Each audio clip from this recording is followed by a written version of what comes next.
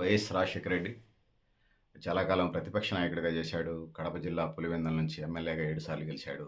ఒకసారి ముఖ్యమంత్రి అయి అనేక ప్రపంచం గర్వించే పథకాలు, ఆరోగ్యశ్రీ లాంటి పథకాలు పెట్టాడు. 108 అంబులెన్స్‌లు పెట్టాడు. ఇంకా రైతులకు సంబంధించి పెట్టాడు. పేదలకు ఇళ్ల స్థలాలకు సంబంధించి అనేక పథకాలను తీసుకొచ్చాడు. Mass leader Rajasekhara Reddy.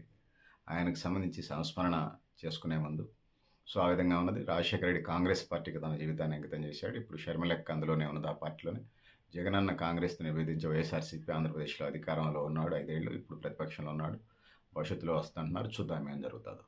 ఏదేమైనా ఇది పరిస్థితి. పెద్దలారా, మిత్రులారా, రాజశేఖర రెడ్డి పార్టీలకు అతీతంగా లోన్లు రద్దు చేశాడు.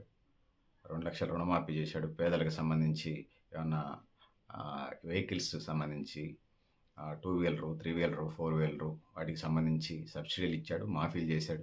ఆ విధంగా కుటుంబాలను ఆదుకునే కార్యక్రమం చేశాడు. ఆ విధంగా ముందుకు పోయాడని చెప్పేసి తెలియజేసుకుంటూ, రాజశేఖర రెడ్డి చాలా సంక్షేమ పథకాలు చేశాడు.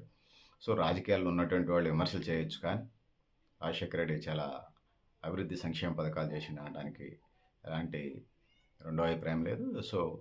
ఇది ప్రతిపక్షాలు ఆయన అంటే పడినవాళ్ళు విమర్శలు చేసి చేయొచ్చు, కానీ ఇది పరిస్థితి. పెద్దలారా, మిత్రులారా, మీరు కూడా మీ అభిప్రాయాలు కామెంట్ బాక్స్ రాయని తెలియజేస్తూ, నేను గరిడేపల్లి సత్యనారాయణ, న్యూ లక్ష్య ఆర్మీ.